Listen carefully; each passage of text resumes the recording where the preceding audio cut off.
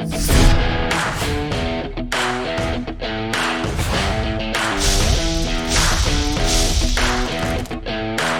speed of the ratchet benefits the job because the faster you get the job done, you can move on to the next one. I'm able to pull out more fasteners than I can even count in a short period of time. Quite frankly, surprised me compared to pneumatic tools I've used in the past.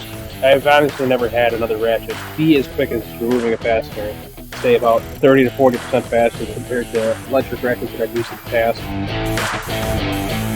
With the small size of the head and ratchet, I can get into tight spaces where I may not be able to turn the ratchet with my hand, where I can stick that in there, hit the button, and you can finish off your job. It's really narrow. You could get into some tight spaces. Dramatically speeds things up. I can get in there, not having to worry about an air hose to trip me up.